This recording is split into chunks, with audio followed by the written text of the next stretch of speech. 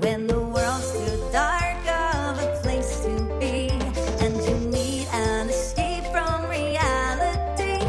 Open up those pages and start your fantasy, whatever genre you please. And join a book club, 'cause you won't read it on your own. Join a book club, so you'll be held accountable. It's just a means to an end, but you're doing it with your friends, so join the book club by DLC.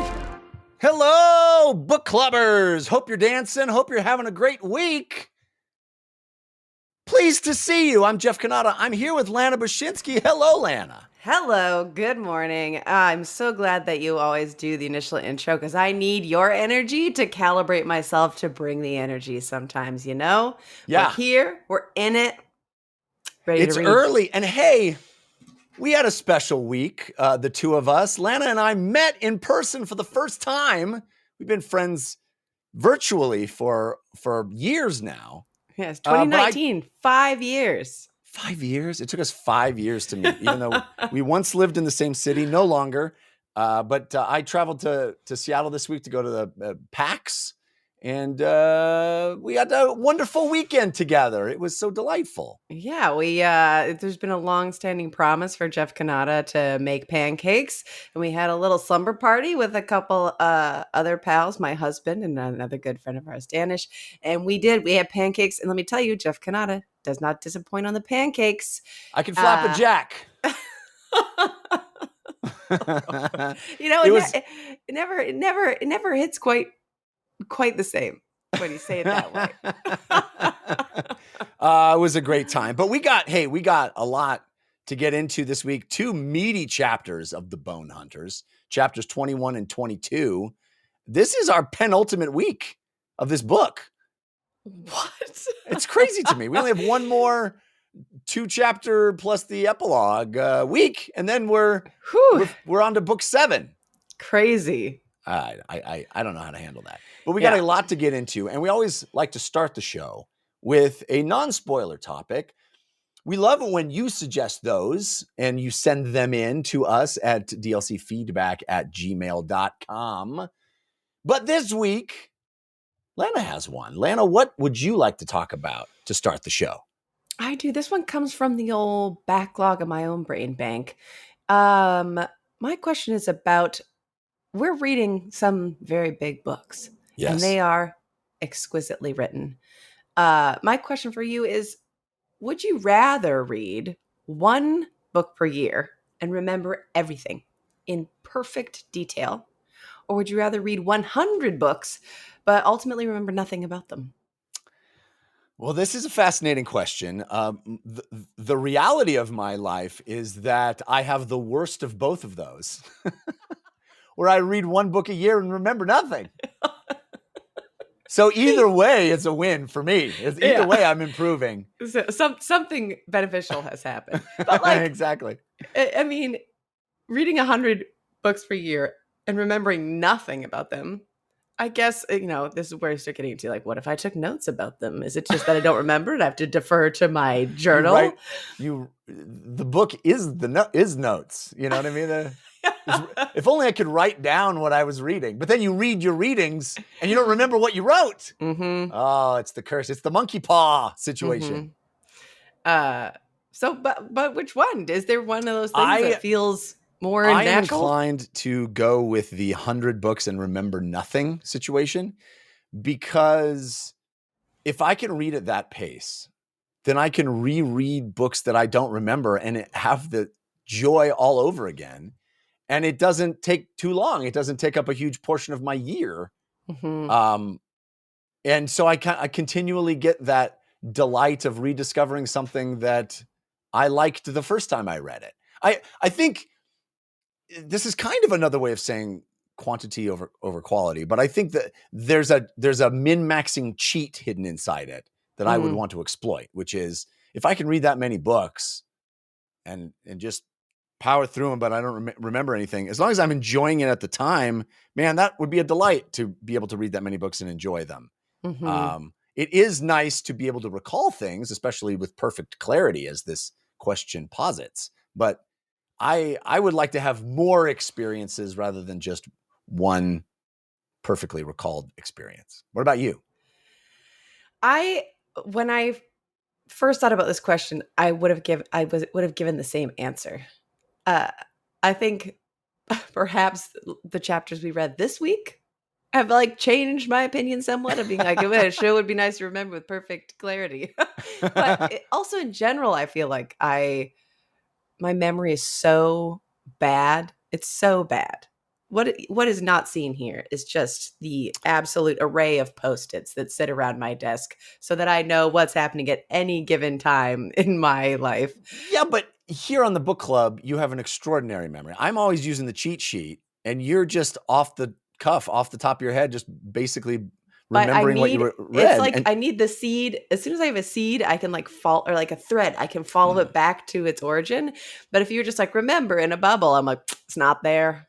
It's behind some shrouded, locked door in my brain that needs that key for me to sort of unlock it. And I feel like that comes up so frequently where I'm like, man, I wish I remembered that. I wish I remembered that. I wish I remembered that. Whatever it is, somebody's birthday or the thing I had to do or any of those things. Reading one book and being able to be like, I remember I guess it's remembering the details of the book. What is it, remembering how you felt reading it, or like, I don't know. The question doesn't go that deep into it.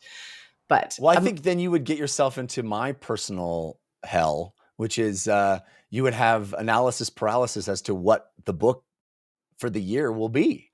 That's where I get into. It's like, it's so precious to me because I read so few books, as I read so slowly, that I find myself having to pick the perfect book because I don't want to waste my time, my precious few reading hours on something that I'm not 100% all in on, Yeah, but like if it's the book, and I feel like I would choose differently what I was reading.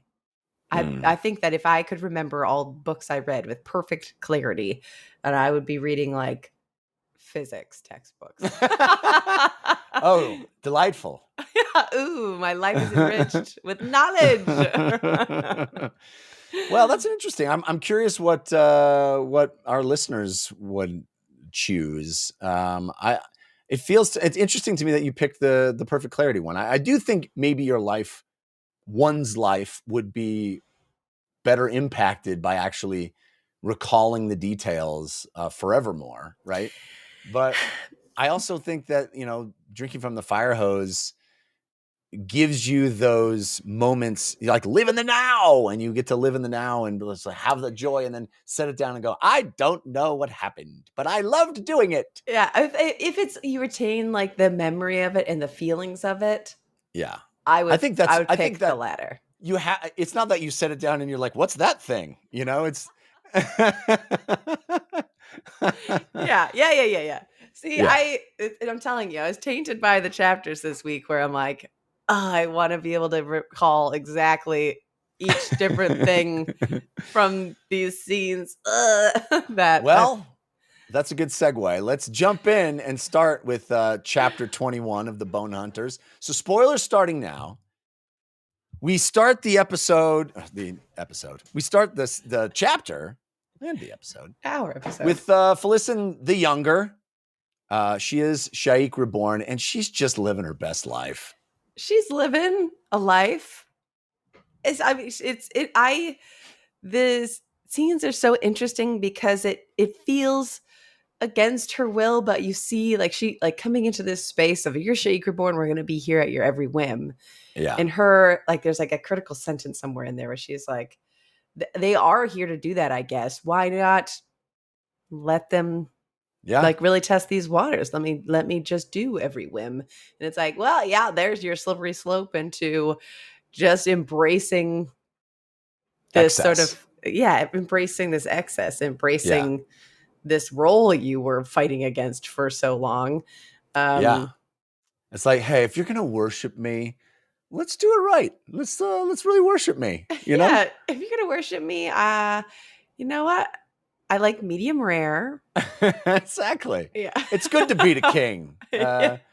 So she's just sort of indulging all of her base desires in various ways, but keeping her head because Mathok shows up. He's like, I have the Book of Drijna here. I'm ready to. The armies are assembled. We're ready to wage war in your name, great Shaikh Reborn. And she's like, nah, let's not do that. How about we not do that? In fact, disband the whole army. I don't care nothing about your book. Let's start a new book, a book of awesome, where we just talk about nice things like salvation. And I kick your book to the ground. It blows up in a pile of dust, and no more war. How about that? Party. It's just nonstop 24-hour party, people. Yeah, salvation is just live life, huh? Come on, eat buddy. Food. Why are we have fighting? Sex. That's right. Make love, not war, man. Yes. She's just going full hippie. Yeah. Interesting scene, especially because I will say, leading up to it, and she's like, might as well let them be this way. I was like, oh yeah, she's like poisoned by the idea of this. She's gonna start doing their warmongering, and seeing this scene and being like, oh, there is, I mean, it's like she's that indulging in the excess of like too much things, eating too much, or just not doing anything but indulging your base desires is like, okay, over-indexing on anything too much is not great. And it sort of paints that picture of it being a not great space. Yeah, definitely. Where then, she does this thing that feels great as compared to like, there's been so much war in these books of like, no armor, no weapons, get out of here.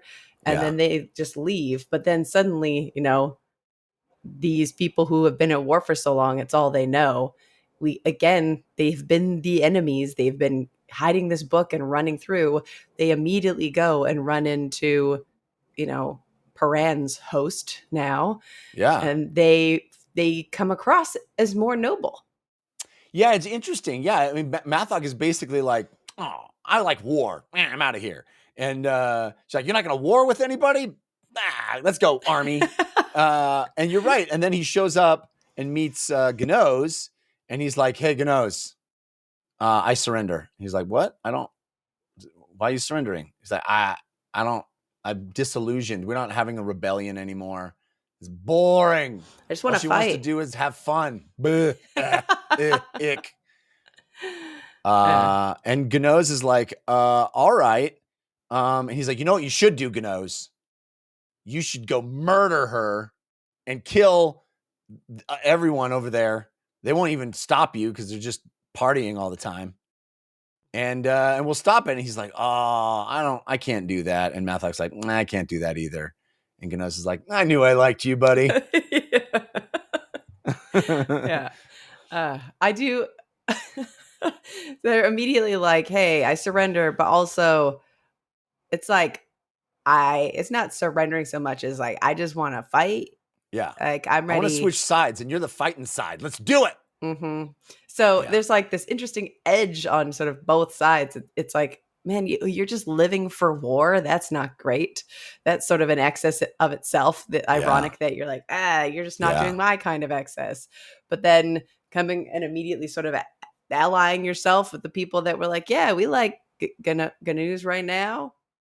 There's just, it's like a weird gray zone of like allegiances of people we like and people we don't, mishmash together in sort of topsy-turvy ways. Yeah. It's just very interesting opening scenes. And yeah.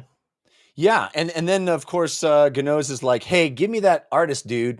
Give me that Ormulagan. I need him to draw something. And what I need him to draw is a new card, a new unaligned card. Salvation is the card. Mm-hmm. And then he has this really strange realization where he's like, you know what? It's currently a House of Chains card, but I think it's going to free itself, become unaligned, and become extremely dangerous. Maybe one of the most dangerous things in the world. Anyway, let's make it. Anyway, we all agree that we can't do anything about this right now. You can. You're the one guy who can. Master of the deck. But it feels, Don't do the thing. it's such an interesting, like, there's a couple key chapters of like, do people have agency? Is this fate? Yeah. Why is he? Right. Why? Yeah, it feels like, man, if I put my hand on that hot stove, it's really gonna burn. Yeah. Anyway, it just seems like, don't make the card, buddy. Mm-hmm. I guess, like, what is the point of that unless he is like has enough distance between him and mortality? Yeah, that he's just sort of, this is what that must happen to some degree, or I if he perceives that it could be dangerous, but dangerous in such a way that he thinks he can use it in the future. Yeah, he definitely has become a dude who's just like, let's let the Daragoth out. Yeah. Whee! Why were they trapped? I'm not going to think about it. I'm sure that they're fine now. They've had like a lot of time to think about what they did wrong. Literally, I think it was the last chapter we hung out with him. He's like, I have so many regrets. Anyway, let's make a new card, everybody. What are we doing? Here we go. I like that he's like, I'm going to make a new card. Like where's Ormuligan? And Noto's like, again? Even Boyle is like, buddy, are you sure you're okay? I'm not sure that I'd be making a new card personally. Anyway, and then there's this revelation. Mathok and Hurashel have a little convo, and there's this revelation that Mathok's like, this Shaikh, the Shaikh the Elder was Malazan, and Hurashel's like, what? He doesn't say what was her name, which could have really cleared a lot of things up. Just one of those moments where it's like, just. So you close. Want any more details? We were so close. We were so close to figuring it out. How did you know? How did you know that? Yeah. Who was she? Right. Mm-hmm. Anyway, very funny. Then we head over to Alrada On, which is what I tell my kids when they ask me to play their favorite song in the car. It's Alrada On.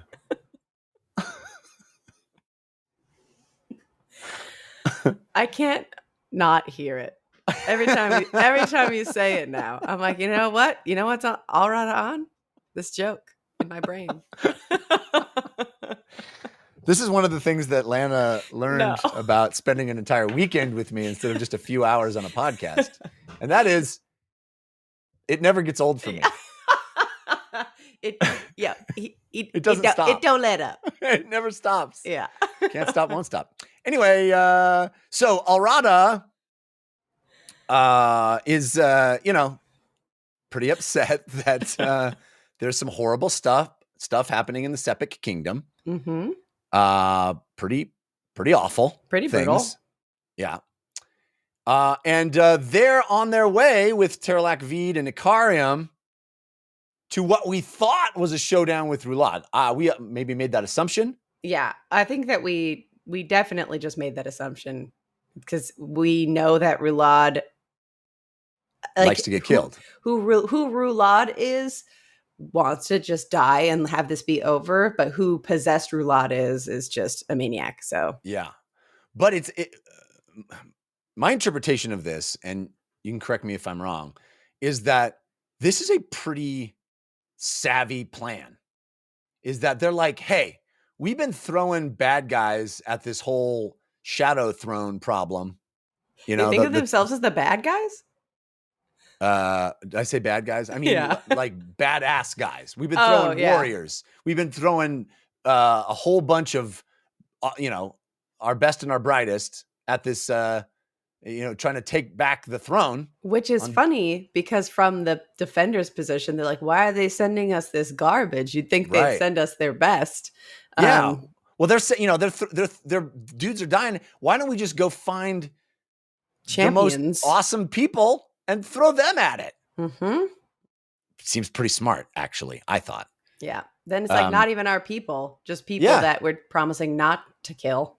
Hey, if do you they want just to do this thing for us. Yeah, are you a champion? Do you think you can? Think you have what it takes? Well, go Prove it. rob that bank for me. Yeah. You know what I mean? It's like go, do that. I don't want to do it, so get somebody else to do it. And I bet you can't. I bet you can't. It's the old. I dare you. Yeah, it's the old Tom Sawyer paint the fence thing. Like I'm not. There's no way you can paint this fence. Yeah. Which I think is pretty brilliant. And it is revealed in a really interesting way where they're just like, okay, here we go. We're going to Drift Avali. We're going through the Warren to get there. And we show up and we're ready to rock. Are you ready? Are you ready, Ikariam? Are you going to do it? I don't really sense anybody right now, but there's going to be a fight. Every other time we've been here, we died. It's been really a big fight. Yeah. And they walk to the Shadow Throne, and everybody's pretty upset that the Throne of Shadow is broken, destroyed, been smashed up. Whew. People bursting into tears. They're like, "This is it. It's gone. This thing that we wanted that would reunify us." Destroyed. It's fascinating because I think it actually mentions them like holding the pieces and looking at like the charred, the black outer wood and like the blood wood on the inside, sort of like the core of this throne. Yeah. At the gates, Ikariam has the appearance of kind of losing it a bit in the presence of something that's happening. He's just kind of like chuckling to himself and having a little time. And everybody's like, "What's up with this guy's deal?" And he's like, "Nothing." And he says like, the thread weaves the threader, like some sort of the weaver deceives the worshiper. Yes. Yeah.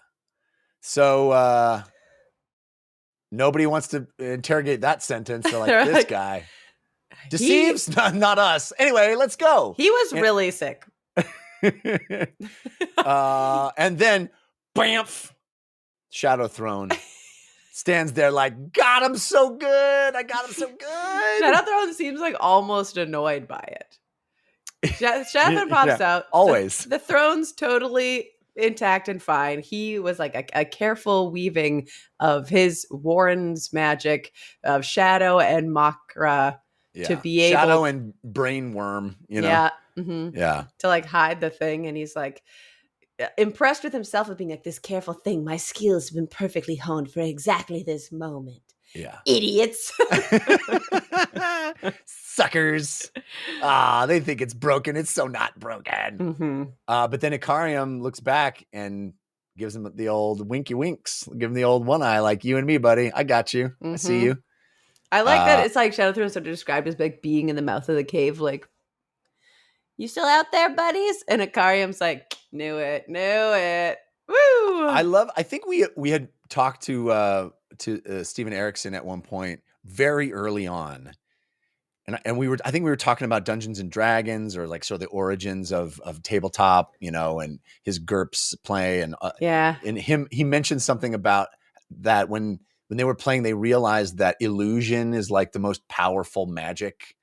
And I love how that has played out specifically in this book, where we have, Quick Ben with the illusion to get out of their scrape on the boats, the illusion here. It's like he really shows, Erikson, shows how powerful being fooled can be. Yeah.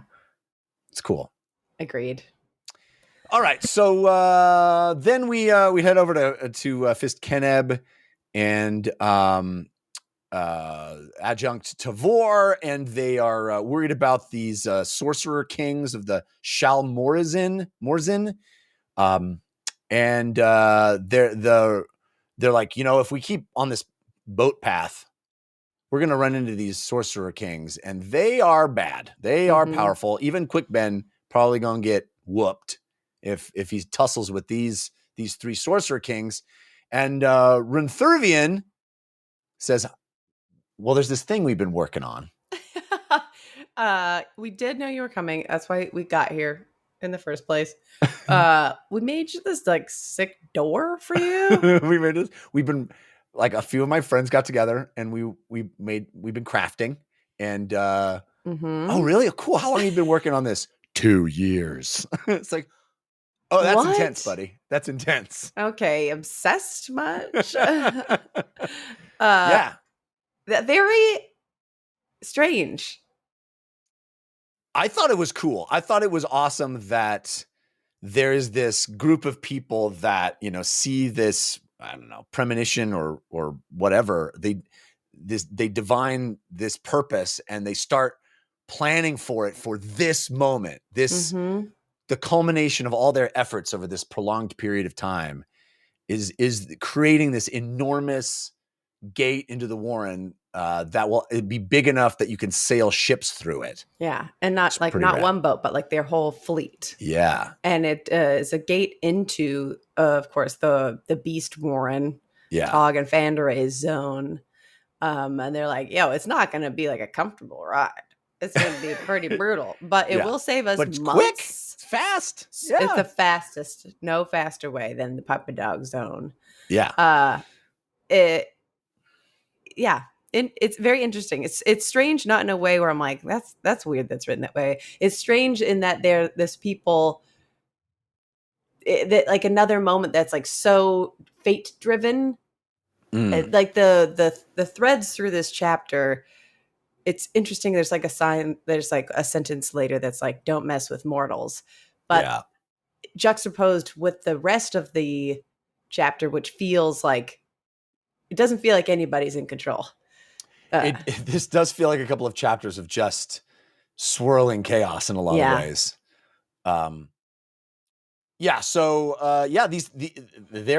They've done this thing, and Quickben is like, okay, here we go, let's do it. And then he goes over and hangs out with Kalam, and they're like, what are we doing? Yeah, definitely. We are on this boat. Yeah. I am sure that I'm on this boat currently. I love Kalam's like, so which side are we on exactly? Yeah. And Quickben's like, we should probably figure that out. I don't know. And then we cut over to them like entering through the gate into the realm, and it's this chaos, and there's rough seas and all these crazy trees turned over, and there's it's ice and water and Fiddler's puking, and he's like, oh, this is awful, and Bottle's like, everybody's seals! puking. Yeah.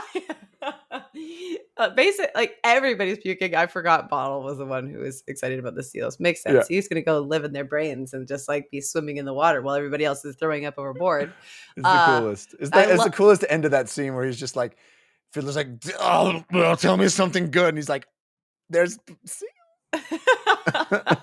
I liked the visual of they go through the war and the first boat goes through and it's already like miles ahead, and they're like, what in the heck? And as soon as their boat gets all the way through, they sort of light speed up to that other boat. It's like getting a little shot of little boost, little nitrous. That's like, because traveling through the Warrens is definitely faster, but you're still like going a distance, and seeing that difference of being like half in what the one sort of plane and halfway in this Warren to like where you will be. I just thought that was very visually. It's it reminds me of the movie Interstellar, and the concept of the theory of relativity, which is like, the closer you get to the speed of light, the more time distorts, and it feels like you go out far enough, you come back, more time has passed than has passed for you. It kind of feels like that principle at play with the Warrens as well. Yeah, but with distance. I was picturing that opening sequence from the first Chris Pine Star Trek movie with the Romulan vessel that's like, and just like forcing its way through this space hole. Yeah. Good stuff. All right, then we head back over to the island of Malaz, and we're back with Banishar, who's like, man, it's weird. There's a bunch of these ships arriving in the harbor. They dropped off these Malazan soldiers and these Tistandi, which immediately I thought, oh my gosh, is that Trolsengar and Onrak and like, but no, not that. Mm-hmm. It is these other two soldiers, Mudslinger and Gentour. Mm-hmm. And Banishar's talking to Braventooth, and he's like, man, this is weird that Tistandi are here. And not only are they Tistandi, they're like Anamander Rake's kids. Mm-hmm. And isn't Raventooth like, yeah, and I named those dudes. Yeah. Because he's Yes. like the Malazan naming He's guy. the naming guy. Yeah. I was like a previous novel where they like were like, how do y'all get your names? It's like Raventooth gave names to everybody. He's like Mr. Nicknames. Mm-hmm. And I don't know if it's right here, but I think it might be later. But we find out the backstory for Limp, which is very funny. Yes. Very funny. But the people that are here are the folks who were on Drift Avali. Right. Yes. Yeah. And one of them, the traveler, we had suspected he was one of the troop. I'm going to forget the name, obviously, but you and I suspected that he might be the guy who was like with Dancer, with Kellenbed, right, who died. The third one. Yeah. Whose name also starts with a D, and I cannot remember it. Yes. I also don't remember that guy. Yes. Right. Army Commander guy. We all know who I'm talking about. Yeah. Yeah. And the foreigner is there. I don't know we don't know who the foreigner is yet, really. Mm-hmm.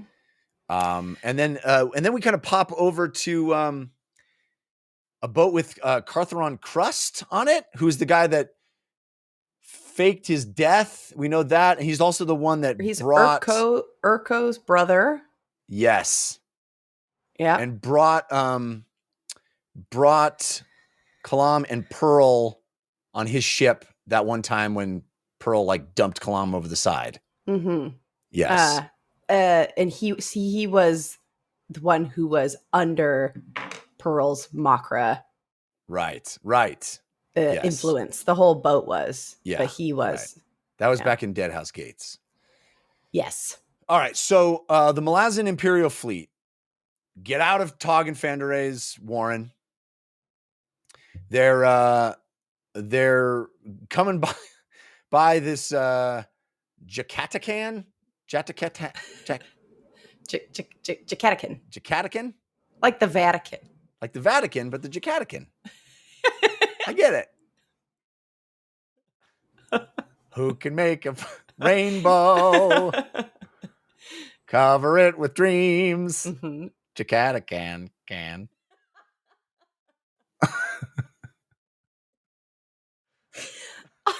I knew where you were going and I wasn't sure how it was going to sound. I needed to hear the end of that. Well, I don't know why anyone watches this. Anyway. So they spent 3 days in Tog and Fandare's realm. Mm-hmm. There no casualties, but they're trying not to get into a fight here as they come back to Malaz Island. But Kalam and Quickben, they still don't know if they're on Lassine's side or not. And I think it's interesting that we sort of just get into this situation where maybe I missed some inciting incident, but it just feels like Lassine and Tavor are on opposite sides, but they just have sort of grown into that position instead of some sort of event that put them.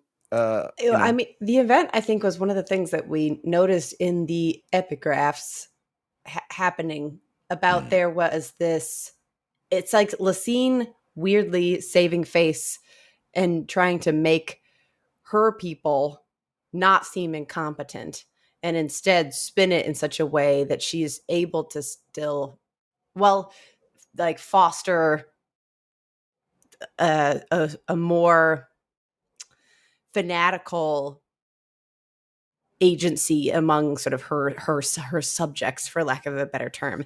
And I think the inciting incident is, I think I'm going to say Malik Rel. It's like to me, it's Corbolodam's influence. Like you can feel like the Malazan Empire has always been this like, hey, we're coming in, but like everybody chill, stop doing murder, stop doing crazy stuff. You know, we're going to be like a civilized society is one of the themes that was across the I'm so bad at remembering each book name. The one where we do have like Felicina Sheik reborn, House of Chains, I think it was. Yes. So they're like, we hear from their perspective, and they're like, before the Malazans came in, we used to kill everybody in the streets every year. That's like what Right. like the main gripes were that people Yeah, had. yeah.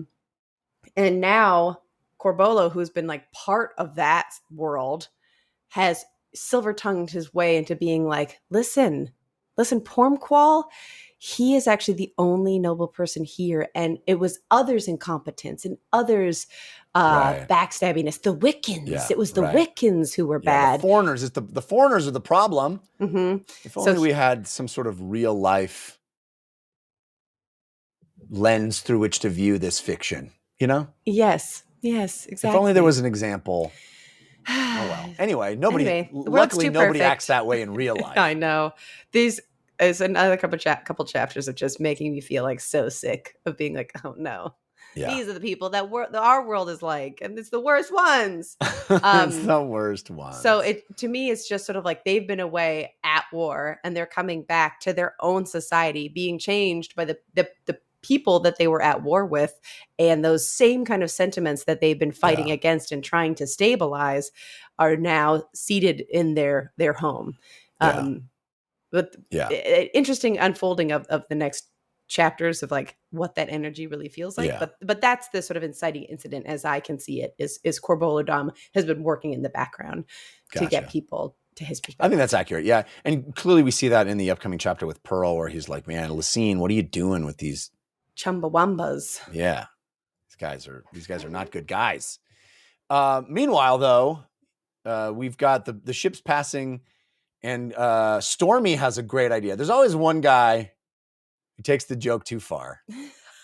Everybody's holding the heads. Hilarious. Picking up severed heads that still can look around. A real Disney's Haunted Mansion situation. Yeah. You know, where they're like, what are you doing? And they're like, we're trying to give them a good show. And they're it's like, hilarious. who? And they're like, the heads. They need a new view. I'm a ventriloquist. Well, I like that the heads are all happy. It's so great. It's such a great image. But then Stormy's like, oh, I could do better than that.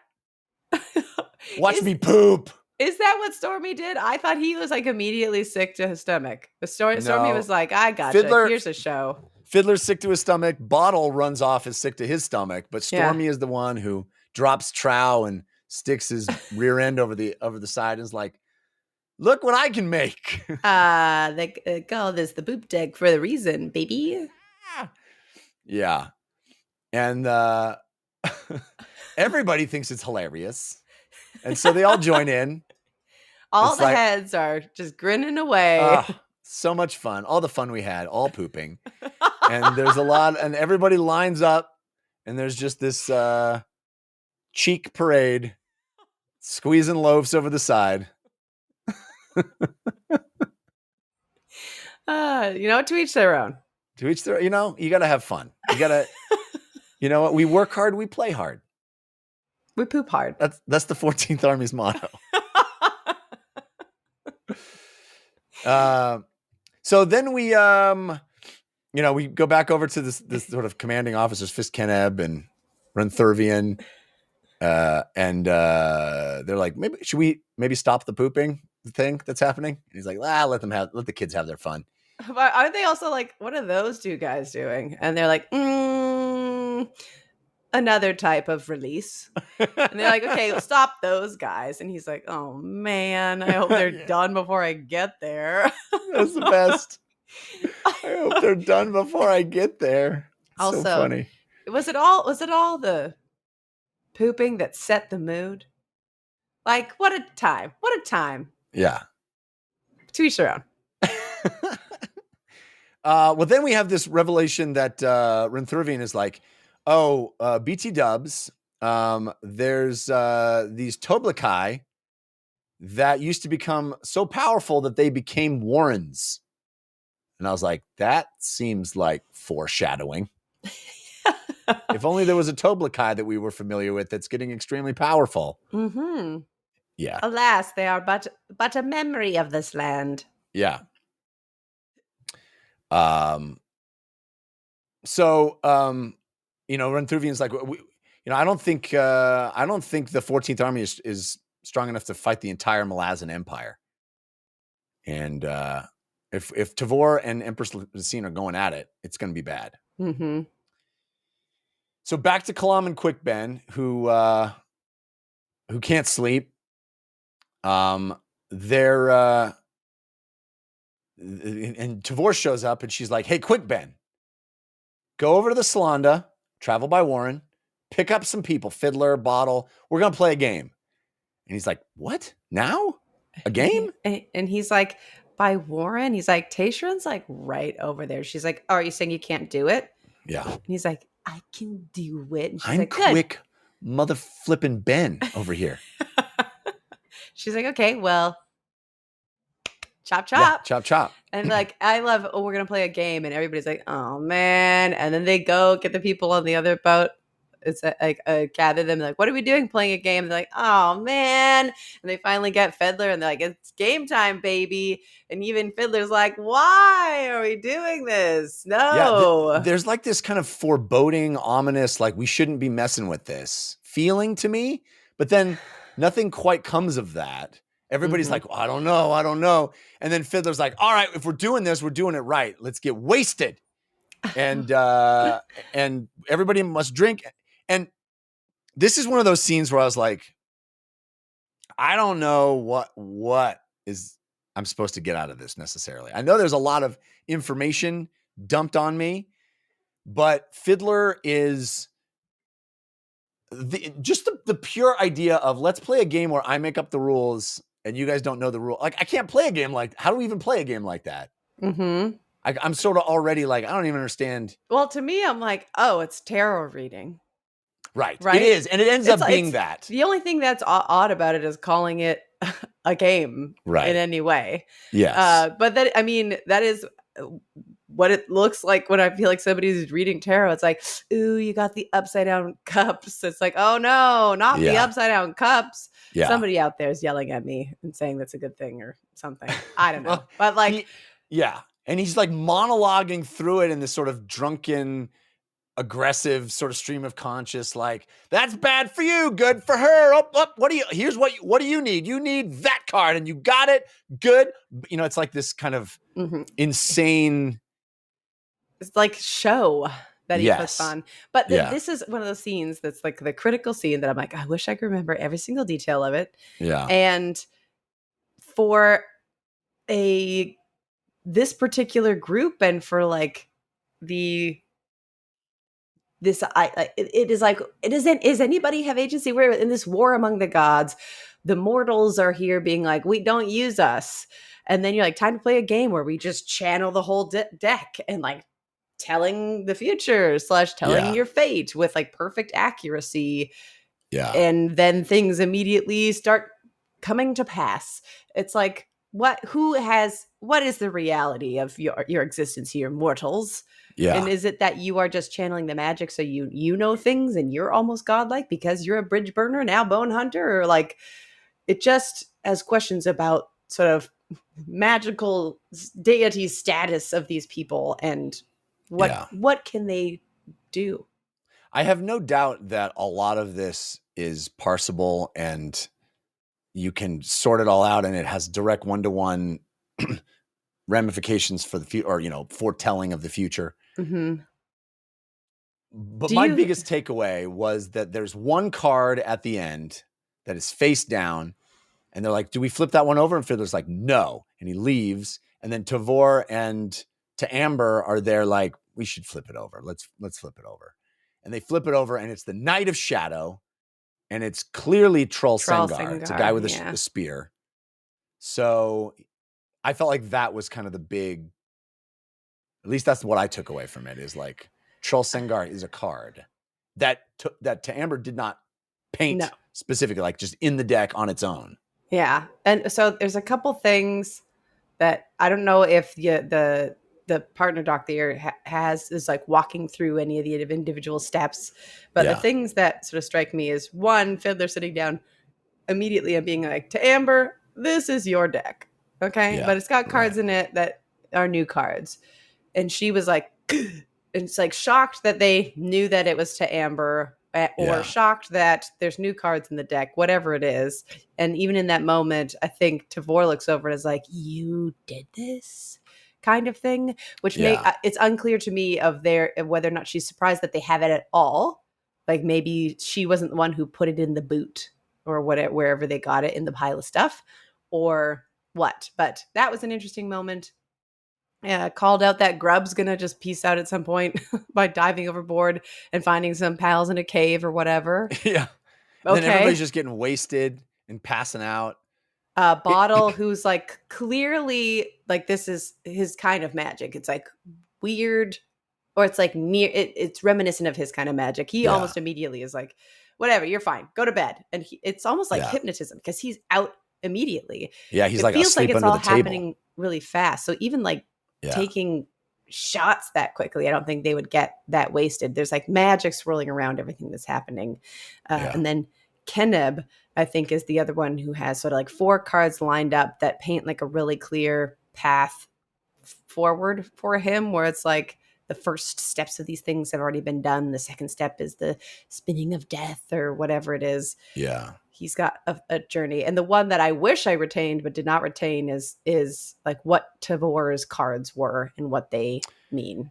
Tavor is the Guardians of the Road of High House War, which is the bridge burners. And then he deals the Opon card next to Tavor's card. Right.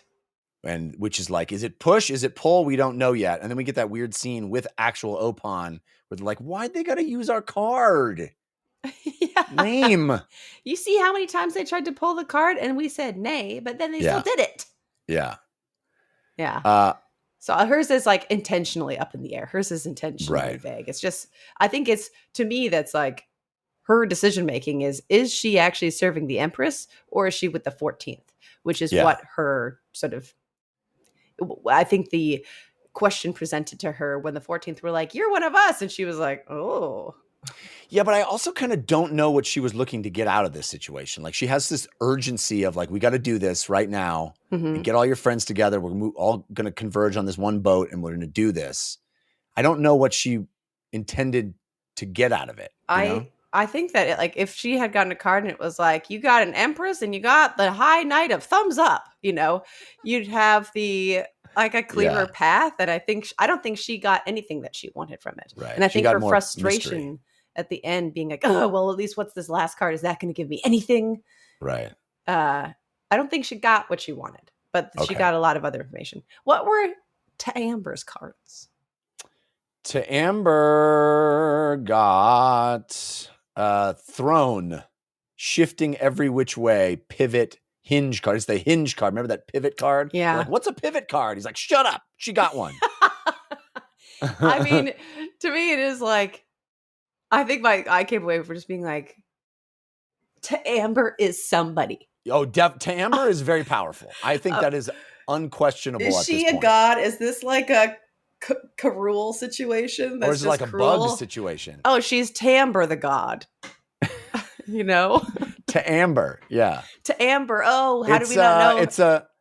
It's an anagram for Ambert. Even just them being like, and they're her eyes, the how she got her name. And I'm like, so that's like her nickname is just to Amber because her eyes are to Amber. Yeah. Is the T her real name? Who is she? I don't know. I don't to know. So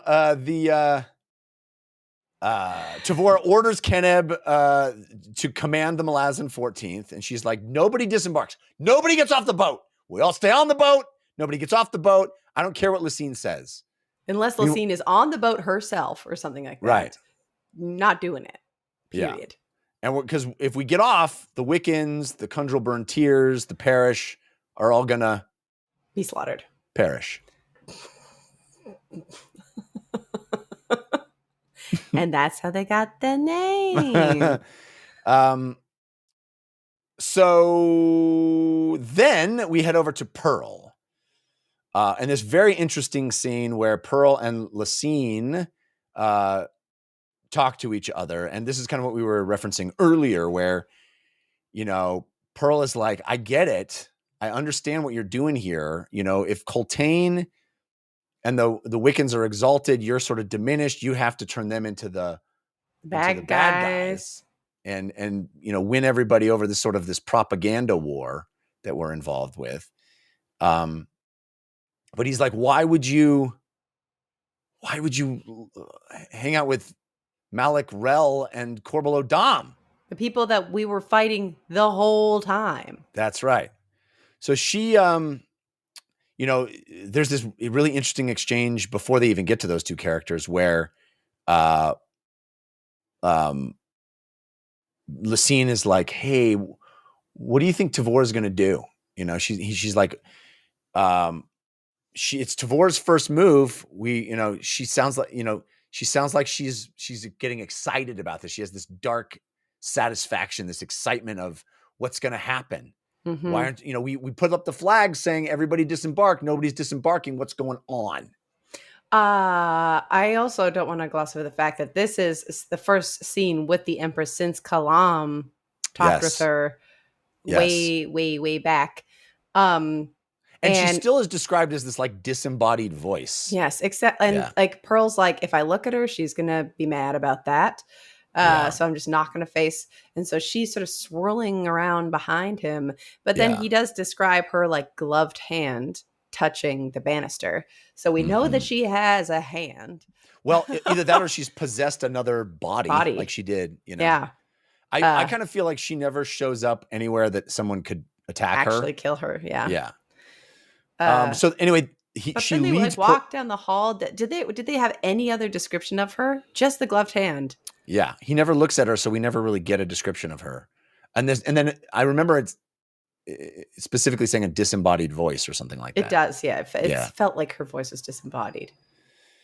Anyway, so she leads Pearl back to Mock's hold, and he's like, "Man, that's where Kellenved and Dancer were assassinated." Also, the building Mock's hold, I was sitting there like, why is this so strange?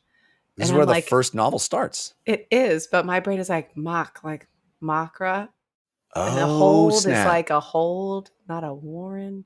I don't know if the fact that that's called a hold is like meaningful or not, because like a hold is also like a place that you can just like a defensible area, right? But like something about that was like, what's Mock's hold? Is that Makra, the hold of Mock? And then I'm like, oh no, it's like Mock the guy and the building.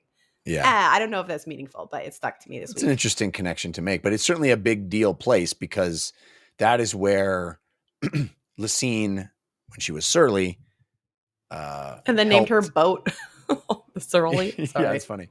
Helped Kellenved and Dancer ascend and fake their own deaths.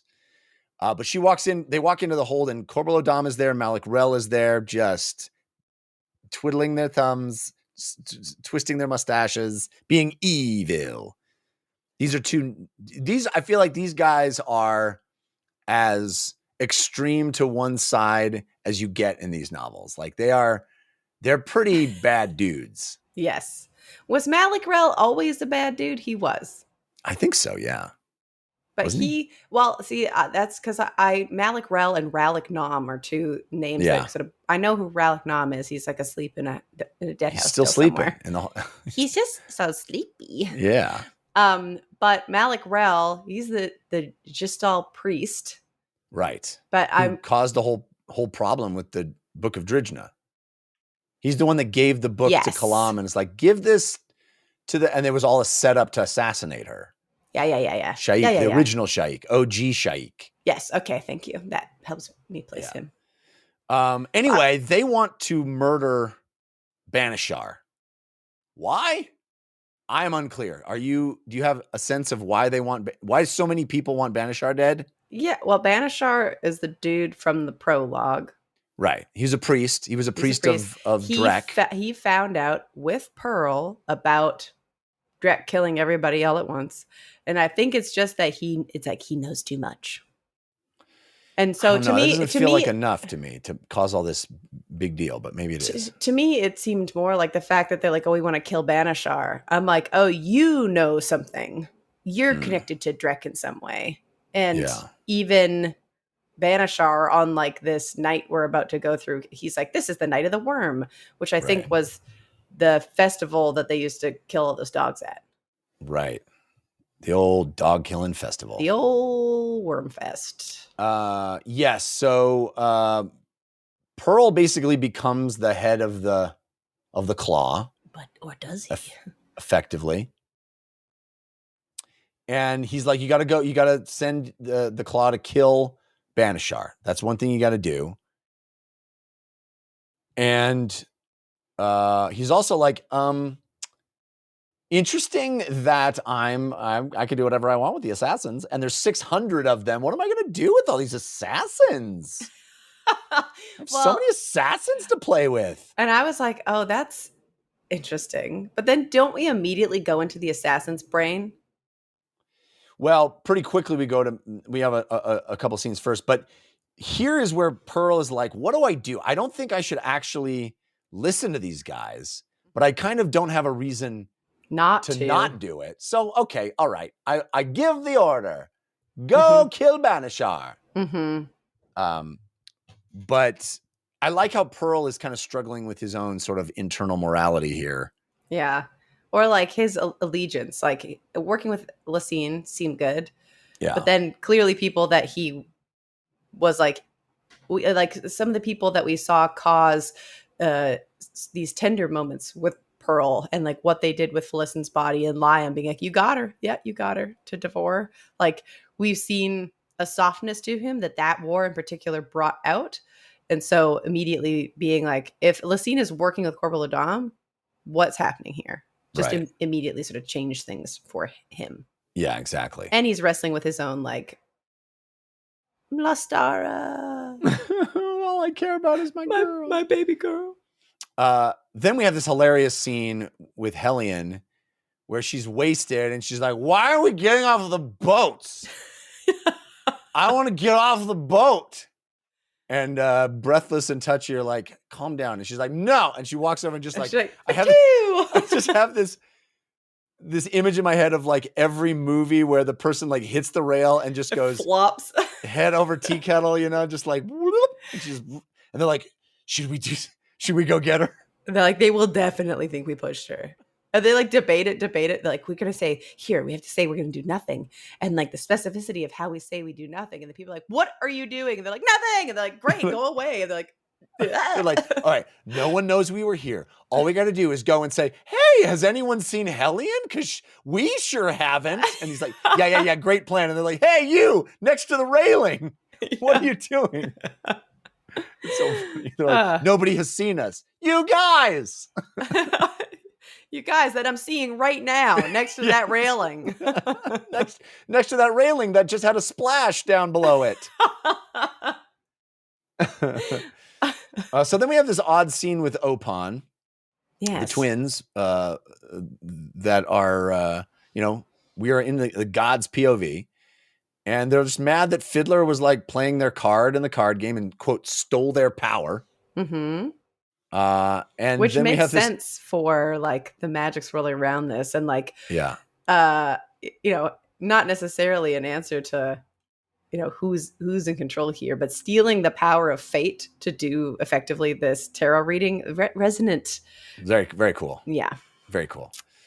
And that little scene ends with never, dear gods, never mess with mortals, which I love that being this kind of refrain in Malazan where the gods are the ones who have to be worried. It's awesome. It's awesome. And it's like, what is happening? I can't believe we have only one more week in this book. I know. It's so crazy. But so you see the dynamic between these two twins with the brother being like, let's just go get him. And she's like, throw the dice, bruh. See what's up. And then they both look at the dice and they're horrified. Right. We don't know what they see. We don't know why. But whatever's happened, somebody done messed up. Yeah. So then we're back with Bottle, and Bottle is making a doll to follow Tavor's instructions to find a person in Malaz City. He's going to have to take off all of his soldier insignia. gear. Yeah, anything that would trace back to the 14th or identify him as a bridge burner / bone hunter. He takes off the fetishes that they were wearing. It takes, he says he feels naked. And he's got this doll, and he sort of has to get in range of this person. At least that's my reading of it, is he has to get in range to use the doll on this person. But we don't know who. I thought it might be Banishar for a second, or I don't know, because he talks about it having scarred arms. But didn't we have a description of somebody with scarred arms? I'm sure that we did. It felt like it was either Banishar or Braventooth. Oh, maybe. But maybe it's somebody else. Maybe it's Ralik-Nom. He literally says, like, he has scarred arms, but lots of people have scars on their arms. And I was like, oh, man, that's not helpful. Yeah. It's one of those things that's such a specific detail that I'm like, if I recalled with perfect clarity what was being read in the book. I think this is interesting because Bottle's getting his own little quest, and he's off on his own. And we also have this moment where Amber is described as being more than what she was. So to Amber's, something going on with to Amber. I don't to know to what. But yep. But she still certainly is a powerful mystery. That's true. And now, more than that. More than that. Yes. All right. So this is when things start picking up pace, because we got all these people like coming ashore when they're not supposed to. This rabble getting stirred up. We have a POV scene from Lestara Yill's perspective. The Red Blades are there. She's with Tene Baralta, who we know is like turned to the dark side. And then something explodes in the sky. I said, what? More? What? What's this about? Random meteor hits the bay somewhere. The rabble at the shore is like, it's a Wiccan head. It's a sign. It's an omen. And they're all like, just, they're ready to kill Wiccans. That's the only thing that they want. And they're getting themselves more and more riled up. And we're like, oh, a meteor. It's the Wiccan. Like, yeah, it's a sign for us to murder. It's like, you guys were just looking for an excuse to murder. Yeah. Yep. Did I tell you that joke that my son came up with? I was very proud of him. Maybe. Hit me with it. What did the comet say when it passed by Earth? What? Meteorite. My son invented that joke. That's cute. It's pretty clever, I thought. That is cute. I get it. Yeah. Anyway, it's neither here nor there. So Banishar is like, hey, guys, I'm gonna leave the bar, and I feel like I'm being watched. I'm being followed. So I'm gonna try to move through the crowd. The crowd's getting bigger and angrier, and there's this people are heading toward the docks, toward the sea where all the ships are piled up and not coming ashore. Did Banishar feel like he was being followed, or did Banishar be like, I have to go talk to Tayshia no matter what?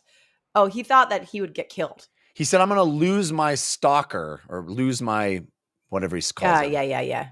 By walking among the crowds. And he's like, if I die, Braventooth, do you want all the money that I stole from the temple? Yeah. And Braventooth's like, nah. He's like, all right, man, your loss is a lot of money. But Banishar leaves, and immediately the Claw, who are supposed to be super secretive, very obviously follow him out of the bar. Yeah. And then Braventooth is like, hey, guys I just met. Soldiers that just got here. Why don't you go and murder those assassins? And the soldiers are like, there's nothing that we love more than murdering assassins. Let's do it. Already on it, baby. We're your guys. We love killing assassins. So basically we have, meanwhile, this blazing ball of fire comes from the sky, which is crazy. And then we are in the POV of this new character, Saigen Maral. Yes. Sajin. Sagan. And Uh, here's the things that are interesting to me about his POV. One, he's talking about the crowd being so intentionally stoked with fanaticism and hate. They have Corbelo's people in amongst the crowd being the folks sort of stoking the mob mentality for wanting to slaughter the Wiccans. So calculated effort here on the shore. And then the other piece is like, oh, I'm so glad, I guess, that Pearl gave a thumbs up to the order, because no matter what, these orders, we are working with Corbelo. He says something I guess Pearl's there, but these orders, we already are hype about these orders, and all of us are under this new guy's but they were excited to be working with him. So Pearl is like, I have command of all these claws. And this guy is like, we are all on sort of this other side. But what I couldn't actually tell if that was true, if Pearl's sense was correct, or if this guy's sense was correct, because he goes, at least I think we all are. We're only allowed to know 2 other claws at any given time. Yeah. That's funny. So I'm like, is it just this guy and 2 other dudes? Or is it, because if he knows 2 other dudes who also think that, that means they know 2 other dudes each. And they tell 2 friends, and they tell 2 friends, and then you're a millionaire. But that was an interesting question mark to me about, does Pearl actually run the claw, or does Corbelo actually run the claw? Yeah. Who knows? We also get, Sagan Moral's backstory. I love how Erikson, this one character who is just introduced and is about to die, 2 scenes later, we still get a rich, interesting backstory of his family and the Mouse Quarter and why he has allegiances the way he does. I love it. It's always rich and always thought through, and there's never just this. He's an utilitarian character. They're always deeper than that. Yep. Love it. And it's also cool, this cool tidbit, little detail that Sagan Moral, by the way, when my kids tell me to change the song in the car, that's what I tell them. Say again? And they're like, Moral! Anyway, this cool tidbit that he has got this Makra that's kind of just making people not really notice him. Just kind of making him seem insignificant and uninteresting, Mm-hmm. I love it. That's such a cool thing. Powerful illusion magic at work again. It's so good. And that's the magic that happens on my brain when people tell me things. They say it in such a spell that I immediately forget. Well, we also find out right there that this is the one magic that is most sort of easily accessible for the untrained. Mm-hmm. People who don't have any training can somehow be sensitive to it. Saren Padak, I think, is one of our great examples. Yeah. Anyway, so Mudslinger and Gentour are following Sagan, and they follow Sagan, and Sagan's like, I know you're following me. Turns around, crossbows him right in the heart. Right in the heart by accident. By accident. He was going for the more brutal kill, in that you would just slowly be eaten by your own stomach acid. And he's like, well, I guess they wanted to die. Yeah. And he had a little piece of, he said he has a little piece of metal in his body that helped him sort of channel that, which I thought was interesting. Yeah, that is interesting. So then we were introduced to Captain Reinag of the Unton Imperial Guard, who comes aboard Adjunct DeFore's boat and is like, hey, the Empress wants to meet you in Mox Hold, but Quickband can't come. He's not invited. Didn't she already send Quickband away? She's like, okay. Oh, no. Yeah, right. And because before this guy arrives, Tavor sees what's happening. It's like it makes a set of rules for people. Gives Bottle her quest. Gives Quickband a quest. I think with Kalam. Yeah. And she's like, send people off and had all these rules. So this guy's coming into, he thinks he's got the upper hand, but not in a billion years. Oh, it's this awesome moment where he turns to Keneb, this Rheinag guy. He turns to Keneb and he's like, so everybody needs to disembark. That's what the Empress is. And she's like, it's not going to happen. He's like, what do you mean? He's like, those guys aren't, that's Admiral Nock. He outranks you. You're not going to follow your orders. He's like, well, but the Empress told me to tell you. Yeah. Well, I have orders from the Empress who outranks the Admiral. He's like, do you have those in writing? Yeah. You got to give them to him. Okay. Well, then I'll go over what about these other guys? They're not going to listen to you either. He's like, why not? Well, do you really want them to come ashore? Because look at the flags. He's like, plague ships. It's just this awesome scene of Keneb, like. So interesting that you think that's going to happen. Because like, yeah. I would so love to listen to your orders. My hands are tied by the plague.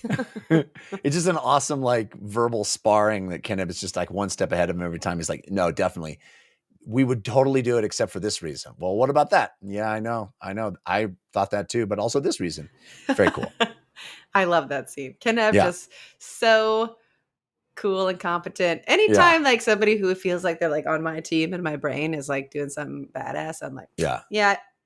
I knew he was cool actually. It makes me feel good. I don't know. And then we have Kalam walking with Lestara Yill.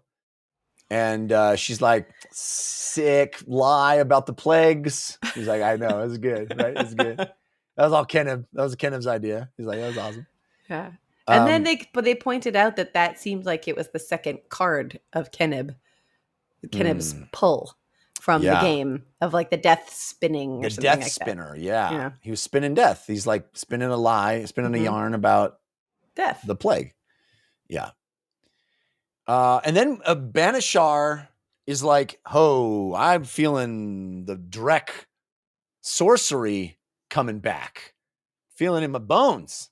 Oh, it's that worm night, baby. Yeah, it's worm night. Because it's worm night. And the feeling's right. What a night.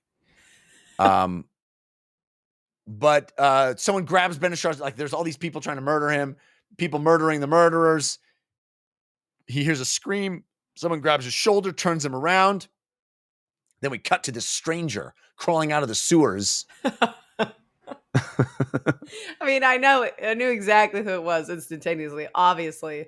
But in that moment, she's described almost like it's gross crawling out of the sewers, but also like kind of badass and being like just emerging and everybody's screaming. And like this soldier has somehow clawed their way out of the water and everybody starts panicking and then cuts to her being like, man, I should not have jumped in with armor on. I'm so dumb. Almost knocked my head off. Thank God the strap broke. Anyway, is there something on my face? And just eels hanging off her. Just the most vivid image in my head of her just like turning her face and just like, flopping eels back and forth. What? Where's a bar? Where is a bar? And then she sees Banishar, literally the guy she's been hoping to find. Thinking about. Yes. And she like sobers up real quick. Although not really. No.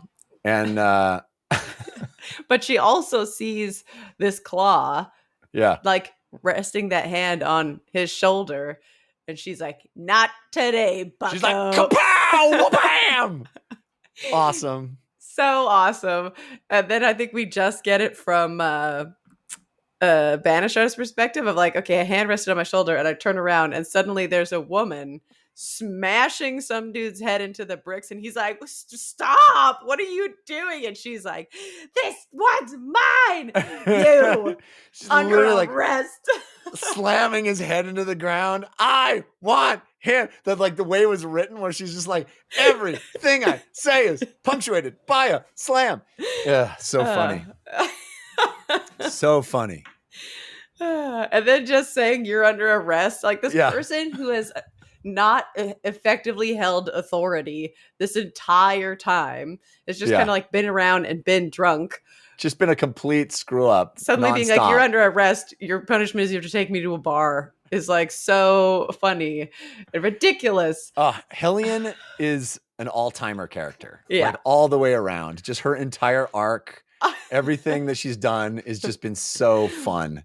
So fun. It's great. Yeah. All right. So then we're back to Fiddler's POV, and he sees Helen like arresting Banishar. He's like, all right, let's meet back here in an hour. And he walks back to his old stomping ground, and he walks into this. This is a crazy scene. He walks into this store, meets this guy named Tack. Mm-hmm. And he's like, hey, man, remember me? He's like, I remember you. You saved my life, bro. Awesome. He's like, I got something for you. He's like, what?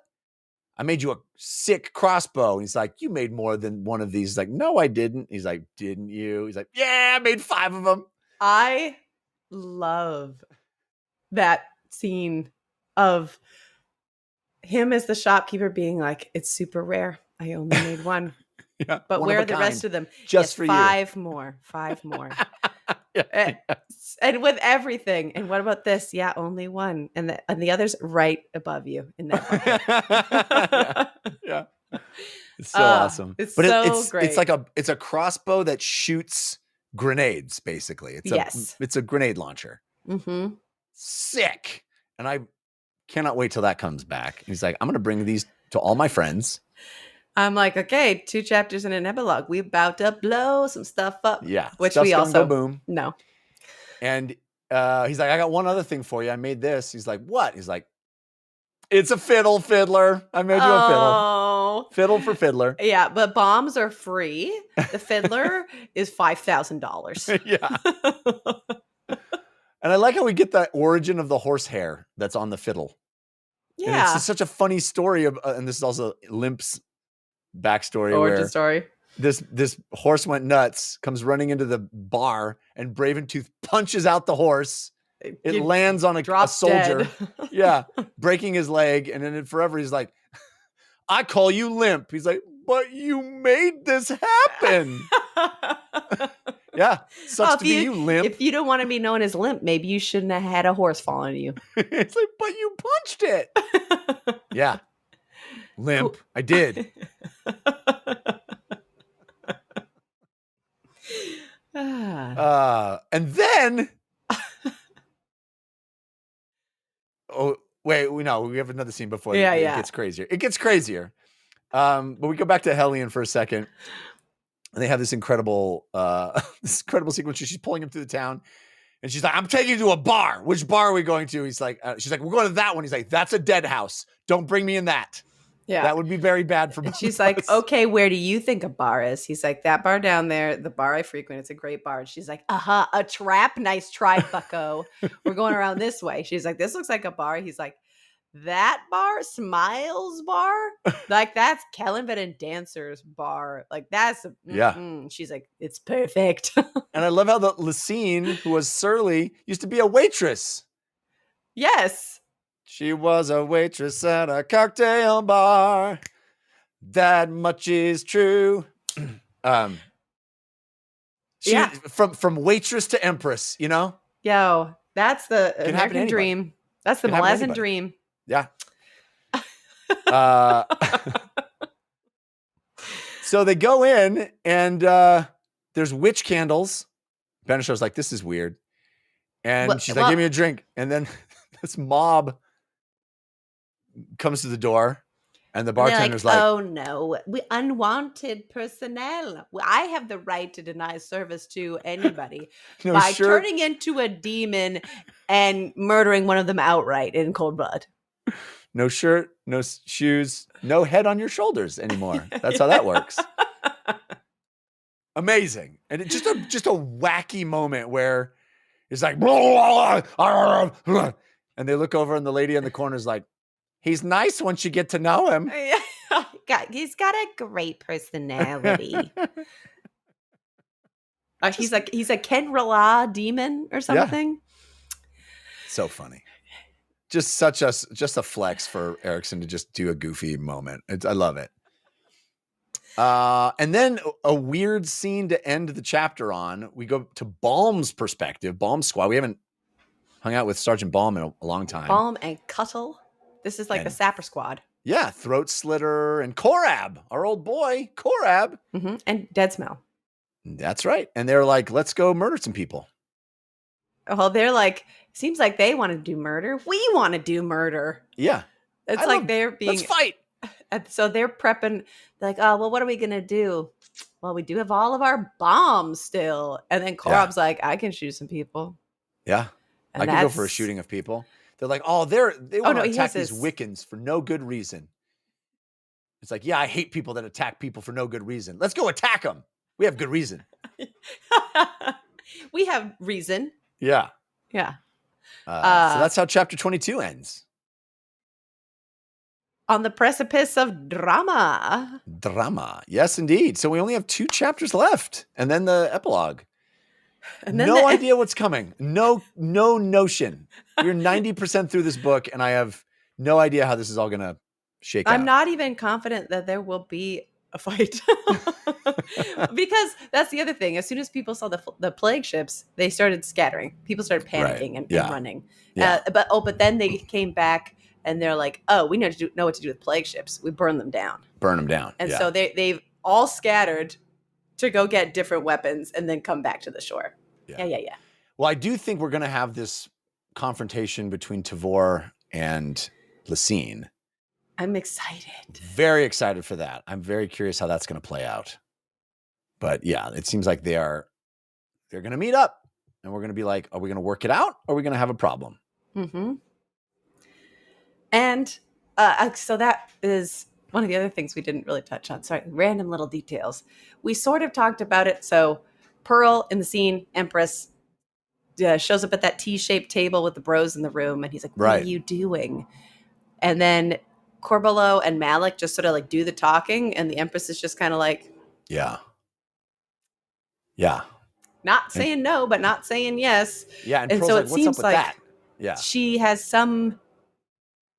she knows something. She's up to something, but I have no idea. It's just, I can't tell, but it's clearly not like she is hands off the reins.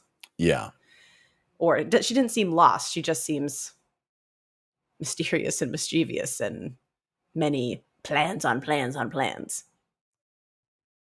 Who knows? I'm excited. Me too. Excited for next week. We're going to see how the Bonehunters finishes up. Mm-hmm. But in the meantime, we do have some secrets. I only have one, but I love it very much, and it's a little bit long, but I only have one. I have 2. Is your one serious or silly? Silly. Okay, I bet my second one is your one. You think? All right. Well, I do think so. I'm going to. Mine is. I pulled like the last quote of this sentence, but I do think that it is.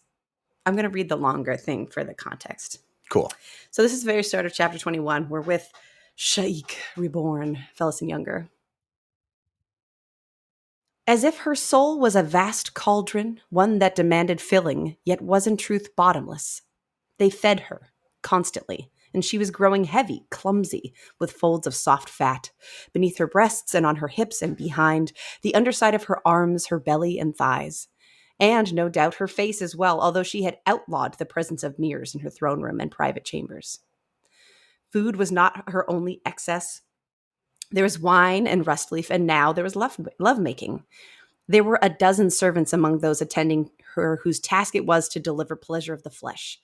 At first, Fellison had been shocked, even outraged, but persistence had won out.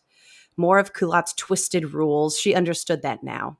His desires were all of the voyeuristic variety, and many times she had heard the wet click of the stones in his mouth from behind a curtain or painted panel as he spied on her with lascivious pathos.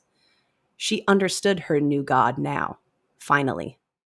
Bidithal had been entirely wrong. This was not a faith of abstinence. Apocalypse was announced in excess. The world ended in a glut, and just as her own soul was a bottomless cauldron, so too was the need of all humanity. And in this she was the perfect representative. As they devoured all that surrounded them, so too would she. That's interesting. It's such an interesting perspective to get. She's like, no, we don't destroy ourselves. We just pleasure ourselves. And so many things, but her like turn there and the juxtaposition that happens either before that or after that, where it's like, hey, the afterlife is where everybody feels good. I feel good now. So what does the afterlife mean for me? Yes. And they're like, that's why we have to, I mean, it just paints the picture of what religions need, why religions are stacked the way they are. It's like, Yeah. how do I make sure that I'm having the best time now? Yeah. And like, oh, I'm actually doing the ultimate sacrifice by doing this now because you need to see what you have in store for you. Yeah. So I'm experiencing all the pleasure so that you can see what you're going to get later. Yeah. And being this representative is hard. Yeah. Everybody looks at you.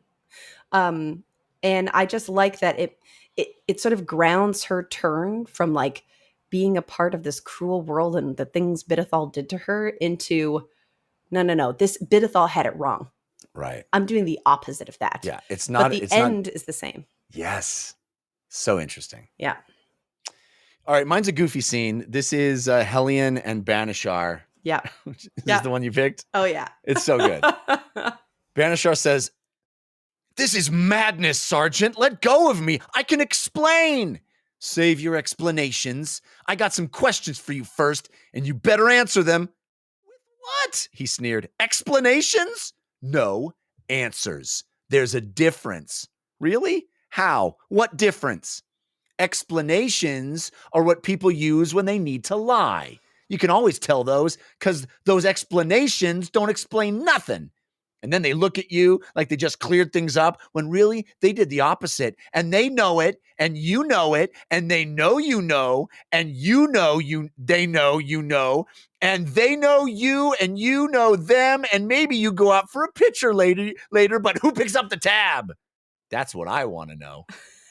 Right. And answers? Answers is what I get when I ask questions. Answers is when you got no choice. I ask, you tell.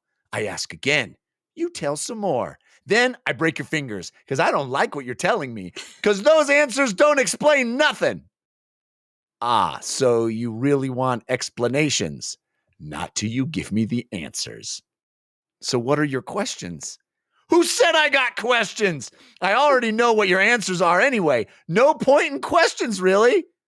And there's no need to break my fingers, Sergeant. I give up already."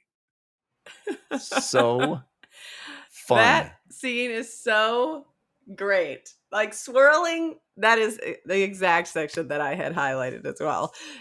Just the chaos of the thinking and always being like, okay, all of these things, I want all these things, but mostly, are you buying me a drink or not? That's the only thing that matters. Okay, where's the booze? It's so brilliantly written. Her just like manic nonsense where, and it's a different kind of nonsense than we've seen, but we have the Iskarol Pust nonsense. We have the, what's his name? The guy from the first book. Krupp. The Krupp nonsense. He finds new ways to have nonsense, and I'm just delighted by it. Delighted. I revel in that as one who my husband can attest to, who revels in finding new ways of nonsense and new ways of getting under people's skin. Just mad respect, deep adoration for the nonsense. Love it. I love it. I love it. Indeed. Well, thank you, ladies and gentlemen, for putting up with our nonsense, because there's a fair amount of it. But we are delighted to be here with you. We only have one more week before the end of this novel, then on to book 7.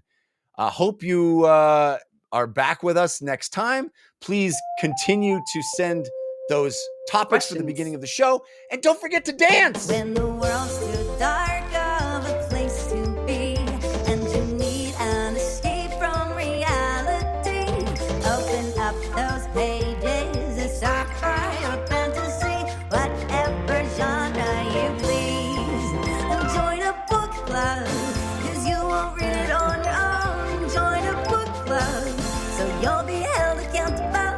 It's just a means to an end, but you're doing it with your friends.